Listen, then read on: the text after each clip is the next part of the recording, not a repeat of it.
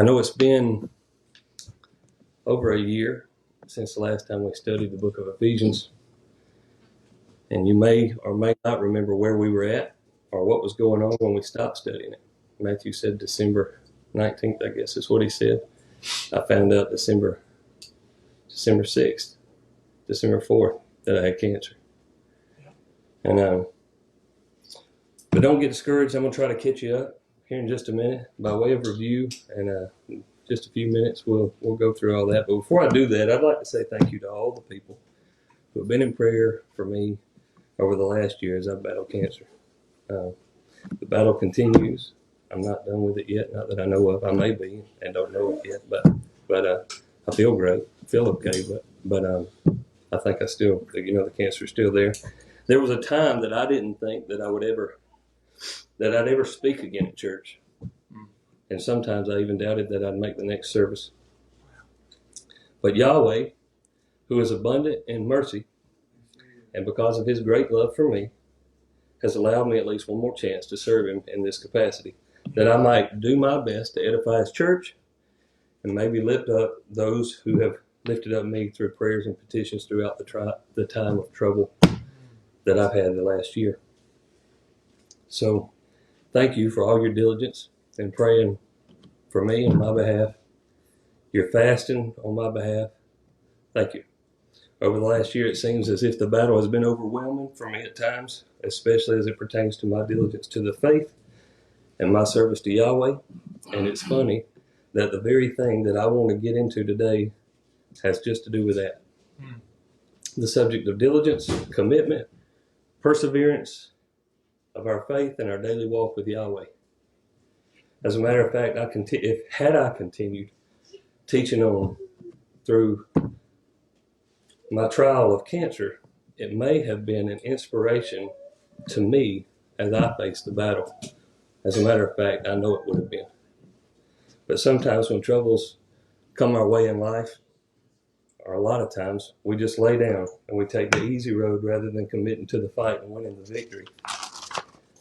And unfortunately, I believe that is partly what happened to me over the last year.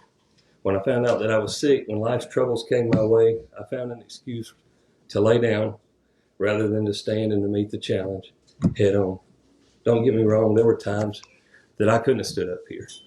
There were times that I didn't have the strength to stand. And it would have been physically impossible for me to speak.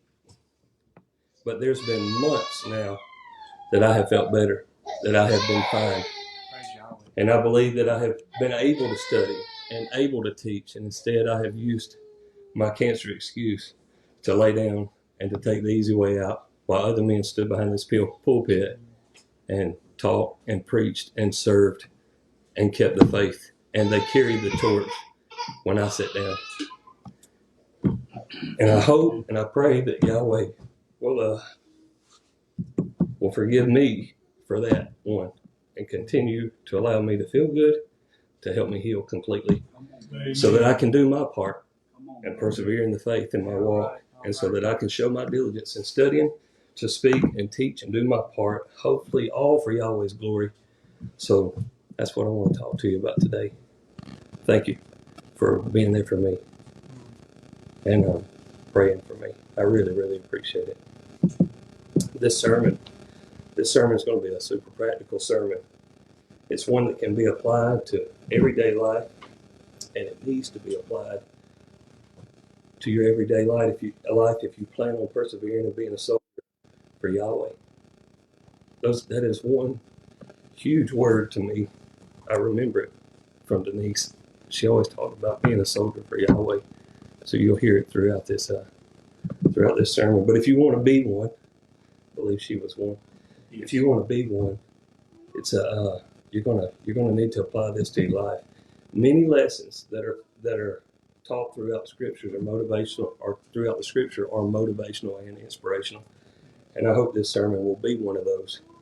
So let's read Ephesians chapter 6, verses 10 through 17, and we'll start to get into this a little bit.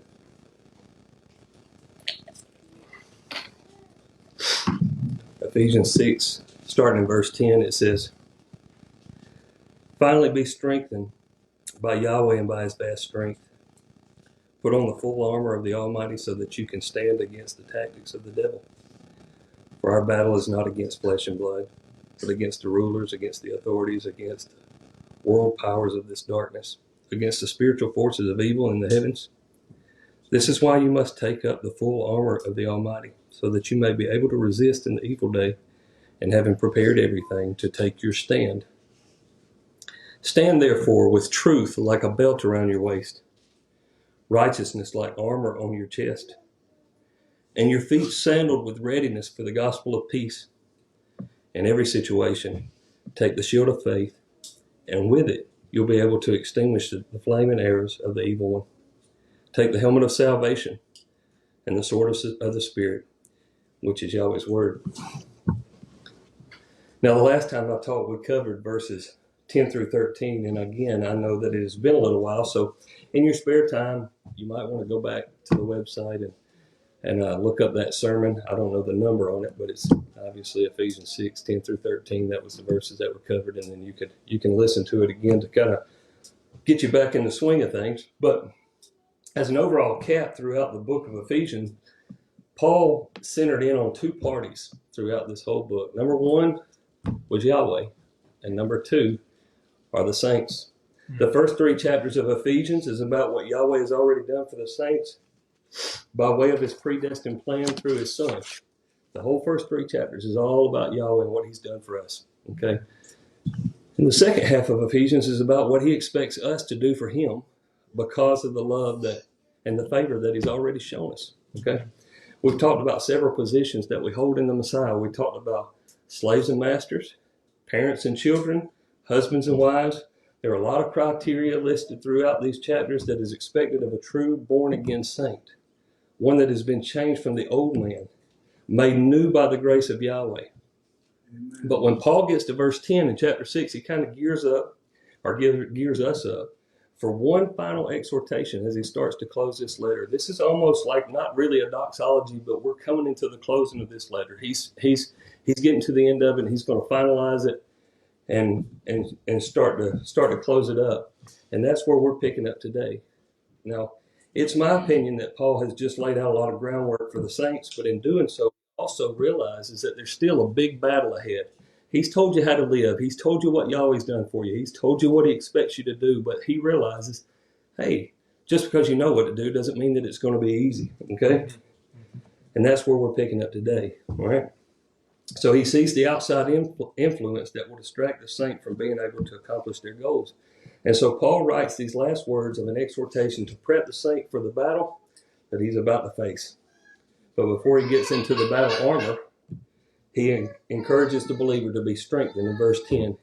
He says, finally, be strengthened by Yahweh and by his vast strength. Saints, it doesn't matter how much you prepare for the battle. If you don't have the strength to fight, it doesn't matter. Okay? You got to have the strength. Paul realizes that, and so he encourages us to rely on the strength of Yahweh. Secondly, he reminds us of who our opponent is in verse 11. He says, put on the full armor of Yahweh so that you can stand against the tactic of who? The tactics of who?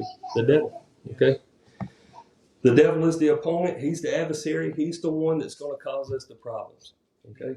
And he'll do it by using his tactics and his crafty ways, or his wily ways is what they're referred to sometimes. Paul then reminds us again in verse 12 that it's not against man that we battle, but against much higher forces. Not only Satan himself, but a whole host of dark rulers from a realm that is completely foreign to us. Completely foreign. We're talking about spiritual forces of evil in a realm that we don't know anything about. Also, let me say this. It's not that worldly things are not things we battle as well. Okay? It's not that we don't have a problem with worldly things. Everything's not spiritual to the eye. As we see dilemmas and problems in life, they appear natural. The point here is that the force behind some of those things that come our way can and sometimes are spiritually driven. Okay? The devil and the demonic influence of his cohorts can be what drives some of the challenges that we face on a daily basis. What we see as natural adversaries may very well be Satan all dressed up. All right? This is why in verse 13 it says, you must take up the full armor of Yahweh, so you may be able to resist in the evil day, and having prepared everything to take your stand. What day is the evil day? It's every day. Every single day is the evil day. So we prepare for every day. We never let our guard down. We're always to be ready for the day that Satan tries to sway us. If we wait till Satan comes to put your armor on, you will be defeated. It's like waiting until you're about to have a wreck to put your seatbelt on. It never works. It'll never work. You got to be ready, and you got to be ready all the time. So that's where we're at. Paul's getting ready to close this letter out, and his last few statements are going to be an exhortation about how we are to prepare for battle. He's given us the tools to work with and instructions on what we're to look like when we're equipped. But now we're going to see what each piece of armor represents and what functions it serves to protect our spiritual man, and how we are to use it to protect the holy vessel that Yahweh has called us to be. Okay? Let's look at verse 14. It says, stand, therefore, with truth like a belt around your waist. So Satan's going to attack you according to Paul. That's what he says. He's coming. Might as well get ready. But Paul simply says, stand. He'll tell us the various pieces of armor that we need, but first he just says, stand. How will Satan attack us? Might be a good question to ask. Well, Satan's sole goal is to undermine Yahweh, just like he did in the garden with Adam and Eve. To discredit Yahweh, that's his goal. Okay? He wants to make Yahweh out to be a liar and him to be the teller of the truth, but Yahweh says he is the truth and Satan is the liar. Yeshua says Satan is the father of lies. So if Satan can see any doubt in you, and any inkling of doubt in you, he's going to work with that. Okay? Then there may be a way that he attacks your faith. He may see the weakness in you. If you doubt Yahweh at all, he may see that weakness in you, and that's the way he attacks you. Remember what Yeshua told Peter in Luke chapter 22. He says, look out, Peter. Satan desires to sift you. He desires to sift you. We can't lose our faith in Yahweh. That is our only stronghold. Remember the first 3 chapters of Ephesians. It's nothing but promises on top of promises of what Yahweh has already done for us. Those are his plans for us. He's already promised all those things. That's his plans. Have confidence in Yahweh and his plan for our future. If we believe in Yahweh, then we've got to take our strength in him and we've got to stand. Yes. Another big way I believe Satan attacks the believer is through false doctrine. There are so many diverse groups in Christianity today that it becomes confusing to a lot of people. That's right. The Bible becomes confusing to a lot of people. Different theological methods of Bible understanding and interpretation. It causes all kinds of confusion. This man says this, while that man says that, and to the untrained ear it will end up in conflict in doctrines and chaos, which causes disruption or corruption within the church. People are tossed to and fro by different teachings. Paul warns us of that too. He says, don't be tossed to and fro by all kinds of winds of doctrine. All kind of people are, and unfortunately, I guess, I don't know that they all do it on purpose, but I think some do it on purpose, some don't. But unfortunately, many teachers are just wolves in sheep's clothing. Whether they mean to be or don't mean to be, they still are wolves in sheep's clothing, teaching a plethora of doctrines which destroy the truth of the scriptures. Folks, Bible study is really not all that hard. You just have to be dedicated to it. You can't be lazy. I'm probably the dumbest person in here, but I know how to read, and I know what a Bible looks like. I can understand what words mean. I can take the time to do my homework. I'm not that intelligent, but I've got a Bible, and if I sit there long enough, I'll figure it out. Right. If I look, if I'm as dedicated to that word right there as I am to going and getting a Mickey cake out of the pantry in there, this didn't get here because I'm lazy. I don't mind going to the pantry. If I would work on that Bible as much as I can go to the pantry, my Bible knowledge would grow just like my belly will. So it's no different. Whatever you put your heart into, that's what you're going to be good at. If you like motorcycles or ride motorcycles or something like that, you're going to get good at it because you love it. It's something that you want to do. You put that much effort into that Bible, and you're going to get good at it. The man that studies the most, that tries the hardest, that spends the most time there, he's going to be the most educated. It's because he just spends his time. So you can't be lazy. No. You got to be diligent.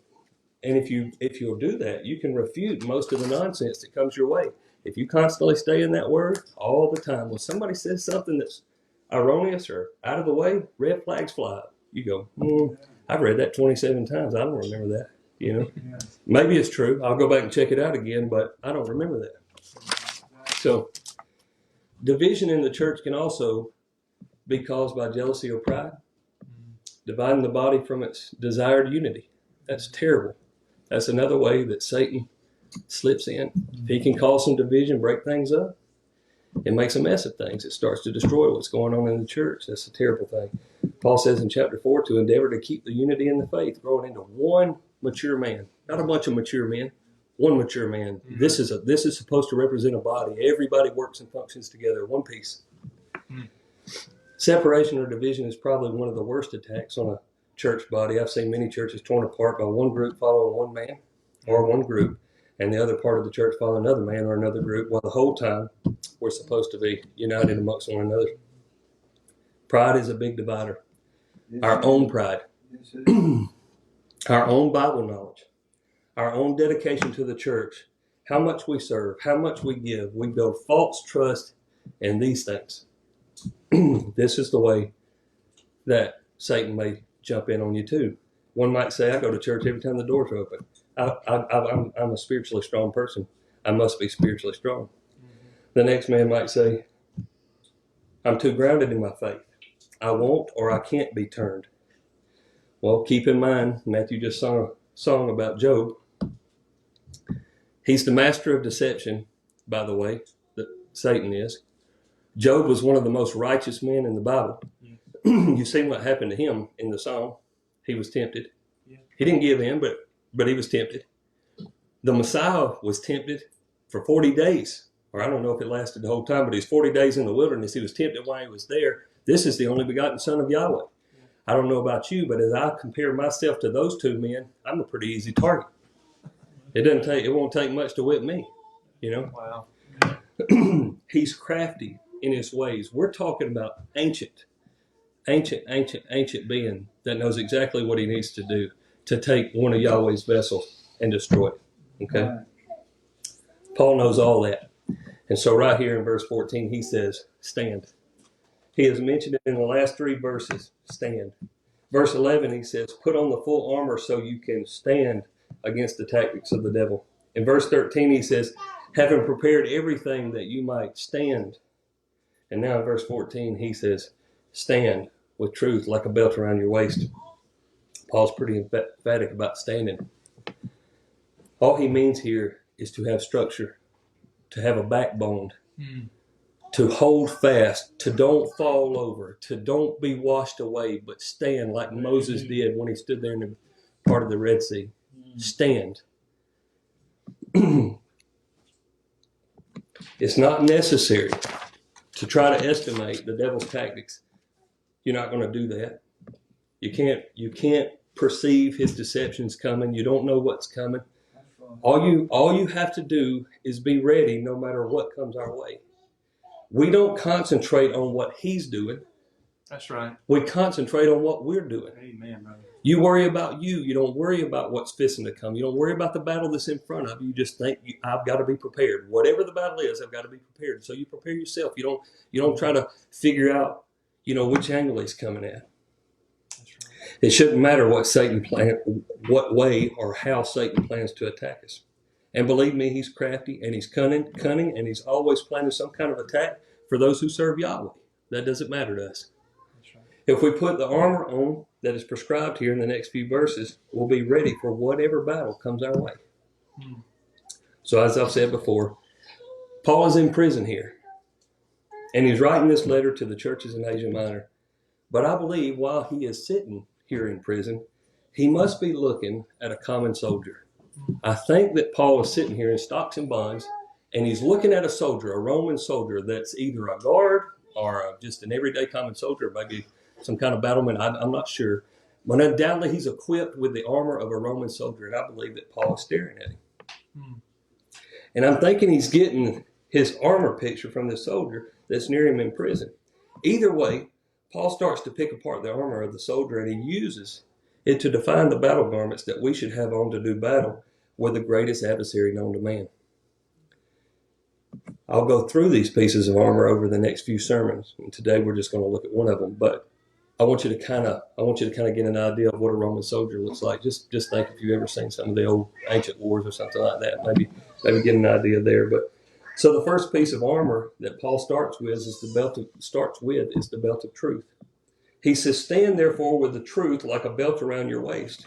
Your Bible may say, "Stand firm therefore, having girded your loins with truth," which I believe is a more literal translation. Either way, the concept is the same. The idea is to gird up your loins or tighten up your belt and get ready. And what we are to prepare with is the concept of truth. Paul's looking at something physical here. He sees this soldier, and he's transferring that to the spiritual man, which is you and me, or me and you, or however you say that, the saint. Now, the word truth here is the Greek word aletheia. It can be translated and is translated many different times or ways throughout the Greek Septuagint, the Greek New Testament. It can be used to define truth as opposed to falsehood, truth as defined as the word of Yahweh, truth as the revelation of Yahweh, or even the content of truth, okay? Or there's another way that it can be defined, and that is an attitude of truthfulness or non-hypocrisy or sincerity, honesty, integrity, or commitment. Well, if we take these into consideration, I believe that they all are valid. They all have validity. If Paul is saying stand with truth, meaning the opposite of false, that is definitely necessary, okay? That's definitely necessary, because when Satan comes with all his wily tactics and false teachings, it's important that we don't fall into them and that we don't be led astray. And the only way we would be prepared for that is if we have the truth. It is important that we have the truth of the scriptures and the revelation of Yahweh that he allows us to see. And then the secondary concept of the word truth here could mean readiness or commitment. That's the second understanding. All of them kind of fit in the first category, but the second understanding could be readiness or commitment. Dedication or being sold out. This too is very important. What good is a soldier that can't stand and is not dedicated? Okay? A weak or faint-hearted soldier, he can't do battle. He can't go into battle. As a matter of fact, in Deuteronomy chapter 20 and verse 8, Moses tells the Israelites, "Who is the man that is faint-hearted or afraid? Let him depart and return to his house so that he might not make his brothers' hearts melt like his heart." Moses is speaking to the military man about the rules of war. He's saying, if you're not strong enough to battle, then leave and go home, or you'll crush the spirit of the man that's standing beside you. And before you know it, the whole army will become weak and you'll become faint-hearted. You must be committed in order to do battle, and you must be sold out in order to stand. Make up your mind about who you're going to serve and decide your life. Decide that for your life. So those are the two ways that the word aletheia or truth can be understood. But what fits the context here with the battle armor? This was the question that I had. If truth can be understood a bunch of different ways, what fits the context here? And most of the time you would just look at this and you would just read it literally, and with truth like a belt like around your waist, and you'd be okay with that. However, when we get down to verse 17, and it says, "Take the helmet of salvation and the sword of the Spirit," which is Yahweh's word, is not Yahweh's word, the truth as well. And so I think we'll deal with the truth in the scripture when we get to verse 17. But as for right now, I had a question of why we use the word truth right here. So if you go back and you take this word throughout several different things in the New Testament, you will see that most of the time that this word is used, it is used in light of commitment, in light of dedication to something, not so much truth as in truth opposing false, but rather in verse 14, committed to stand with integrity and your loins girded up or a belt around your waist. Get ready. So let's talk about the battle garments of a Roman soldier in Paul's day. I'm going to try to draw somewhat of a picture for you here. In Paul's day, people wore tunics. And before Paul's day, people wore tunics. And after Paul's day, people wore tunics. And today, people still wear tunics. So this was common apparel for people back then. And even the soldiers wore these tunics just like the lay people. But they covered their tunics in battle garments before they went into battle or when they suited up to do their daily soldiering duties. Now, most people in here know what a tunic is. However, there may be some out there that's listening by way of phone or Facebook that don't know what a tunic is, so let me explain. A tunic would be maybe a large shirt in today's time, possibly just a square piece of cloth in Paul's day with a neck hole cut in it. It may have had armholes cut in it. It could have been split all the way down the sides or sewn from the armpit down to the bottom of it. Okay? And that was about it. You just slid it over your head and it would drape down from your neck to your knees and cover your body. But if you're going into battle, you wouldn't want this thing flying and flapping all around. It would be a hindrance to you. Okay? That thing get tangled up on everything and you'd be in a mess. Somebody might pull that sucker over your head and you'd really be in a pickle. So, that's funny. Everybody laughs. I'm going to tell a story about Matthew real quick. So the first time I ever met Matthew, he had this tunic on, and I thought, check this cat out right here. He's Muslim or Hindu or something coming over here. Had no idea what a tunic was. I got educated real quick. It didn't take long. But before I was educated, the first time I seen him, I thought, man, it looks like he come out of one of those monasteries up there in Atlanta. And so I get educated on what a tunic is. Have a lot of respect for the tunic. I'm picking on Matthew because we're great friends and we can do that. But I'll get you next but I have a lot of respect for the tunic. I really do, and I think it's great that he wears it, and people that do wear them, and probably we should all wear them. I'm not opposed to the idea. However, I don't do it. But the first time I ever seen him, I thought it was crazy, and then as I got to know Matthew a little bit better, before you know it, we were playing softball up at the church and up there, and Matthew's out there in this tunic, and I remember him running around those bases. If you've never played softball with Matthew, he's probably the fastest thing on 2 feet that you've ever seen. But he would take off from home plate to first base, and that tunic would just be shaking down there at the bottom, and he reminds you of one of those cartoon characters. His feet's just moving so fast, it's just going round and round and round. It looks like a blur, just like a dust ball going up underneath this tunic, going around the thing. Well, he could hit a ground ball to the pitcher and he couldn't throw him out. He was that quick coming out of his shoes. And so I just thought about that when I was talking about the tunics and when I was writing the sermon. I can just see Matthew leaving home plate in that tunic, and it'd be shaking right behind him. And I'm thinking, if I were there then, I would have said, gird up your loins, Matthew, tie that thing up before you trip and fall. Get ready. We're fixing to leave in haste, so get ready, gird up your loins. But anyway, I thought that was funny, and so I would add it in to the sermon. But the Bible has a lot to say about tunics and girding up your loins. You will find this over and over and over again if you'll research that phrase throughout the scriptures. The first thing that comes to mind to me is Exodus 12.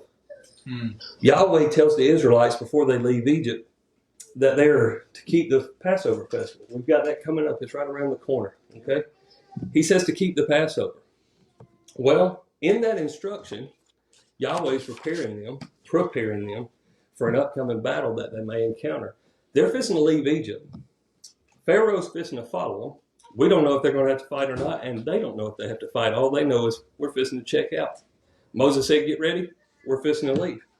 Not only will they need to be courageous, they will need to be dedicated.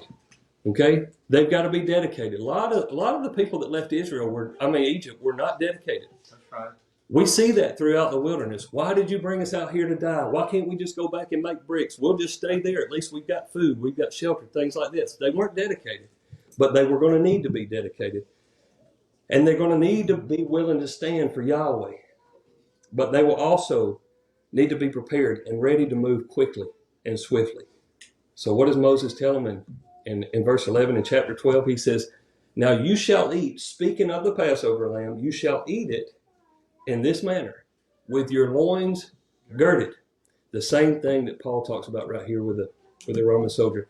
With your loins girded, your sandals on your feet, your staff in your hand, and you shall eat it in haste.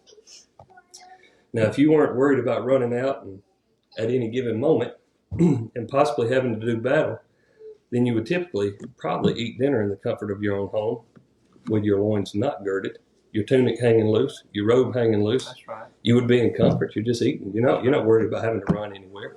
I like to unbutton the top button of my pants if I get in that pantry too long. I just take that thing loose. I don't feel so bad anymore. That might be what somebody else would do. They'd untie their tunic. But Yahweh's instructing Israel to be ready. The same way Paul is instructing us here to be ready to do battle with Satan. In Luke chapter 12 and in verse 35, the Master is talking about the second coming of the Messiah, and he says, we are to be dressed in readiness and keep our lamps lit. Same concept, no different. He's talking about a preparedness, a readiness. Okay? In other words, we're to have a sense of preparedness. I believe that the concept of truth that is to be extracted from the passage in verse 14, that's the concept of truth that's to be extracted from the passage in verse 14. That's the way we're supposed to understand the word truth. Commitment. Will you stand for Yahweh? Stand. Be committed. Be sold out to him. Okay? Amen. Dedication to the cause. Stand for Yahweh no matter what the cost. Are you sold out? Are you ready to fight for that, or fight the adversary for the sake of Yahweh? Now that we don't know his next move, however, we do know that there will be a next move, so we might as well stand ready in the truth. So how do we tie this into life? How do we tie this into everyday living? To see if it's even practical, we need only ask ourselves one question. Is the adversary still in business today? Is he still active today? Is he still killing? Is he still stealing? Is he still deceiving people? Is he walking to and fro on the earth? Is he still doing that? The question is rhetorical. The answer is obviously yes. We can see his handiwork when you look around, okay? So as long as Satan is still in business and he's messing things up, we're still in need of a whole bunch of armor. We're going to have it. And preparing ourselves to stand in truth and be ready for the battle. I believe that the reason most people lose out in the faith is because they're never really committed. They're never really committed. Christians today play church. That's what they do. They play church. They show up when it's convenient. They live a righteous life as long as it doesn't hinder what their flesh desires. It's easy to live righteous as long as it doesn't get all in your skin. I can keep all the commandments that don't bother me. That's no problem. That's no problem. I feel like they kind of just flop their way through life in a loose tunic. That's what happens. Not really girded up, not really committed. Paul talks about running a race in 1 Corinthians chapter 9.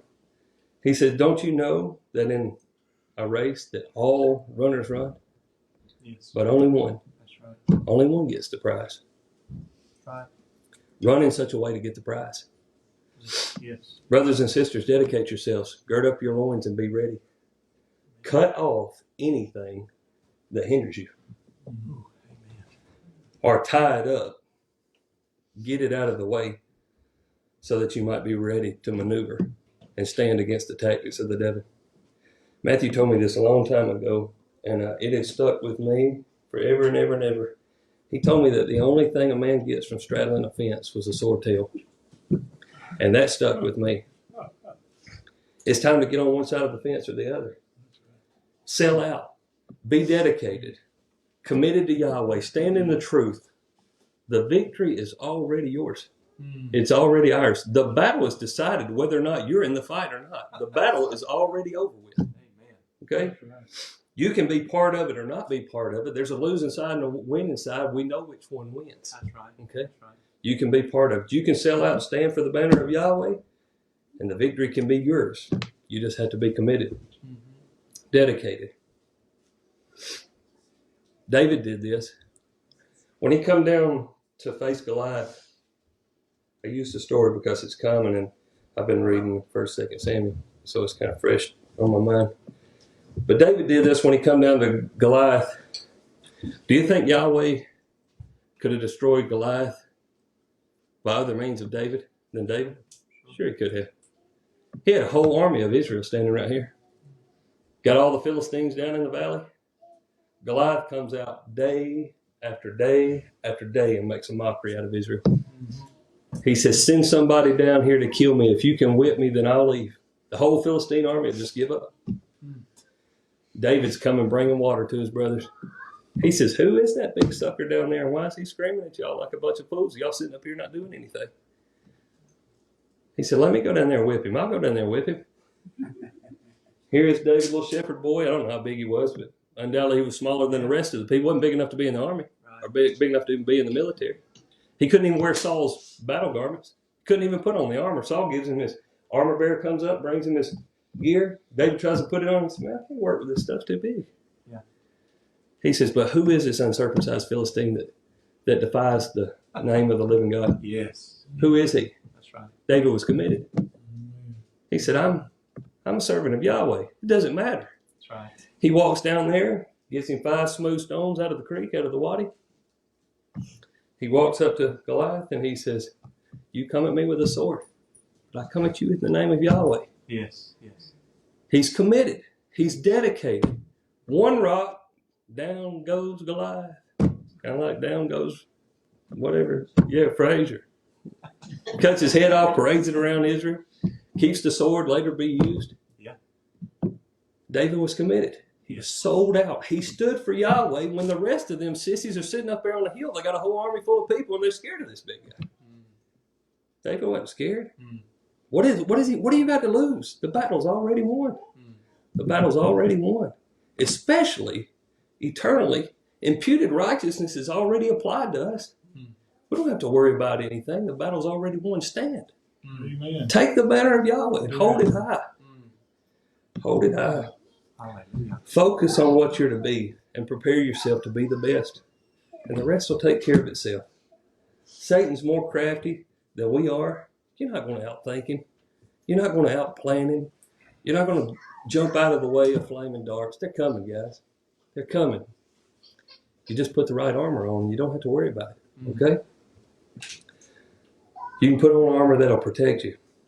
And that's what we're instructed to do by the great general through the mouth of Paul. I want you to look with me real quick to 2 Timothy chapter 2 and verse 3. I'm just going to read one verse there. If you don't want to turn, I can read it. No big deal. But in 2 Timothy chapter 2 and verse 3, it says this. Share in suffering as a good soldier of Christ, to please the recruiter. No one serving as a soldier gets entangled in the concerns of everyday life. Wow. If the draft were to come on and the United States military were to start drafting people for the military, and we were to be selected people of eligibility to go into the Army, they wouldn't come and when you get drafted into the Army, they probably wouldn't say, we would like for you to come into the Army, and if you don't mind, wear the gear that we have picked out for you, and if you don't mind, carry an AR-15 in one sidearm, and if you don't mind, we'd like for you to show up on time and cut your hair a certain way, and if it's not too much trouble, we need you to stay out there on the battlefield and fight for us. Things like that. That's not what the Army does.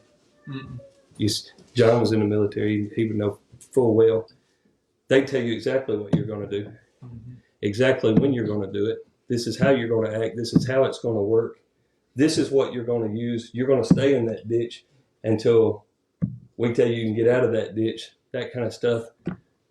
And you have to be committed to the cause or it doesn't work. It doesn't work. You can't have rebellious people out there. You can't have somebody that needs to leave the ditch out there and go home and check on his wife because she can't handle 3 kids. You can't have somebody that needs to go make a phone call to wish somebody happy birthday.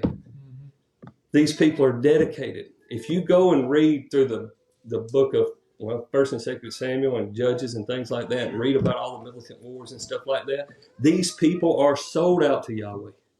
They are sold out. They fight the cause of righteousness because they believe in what they stand for. They believe in what Yahweh's laws are. They believe in the words of Moses. They believe in their way of life.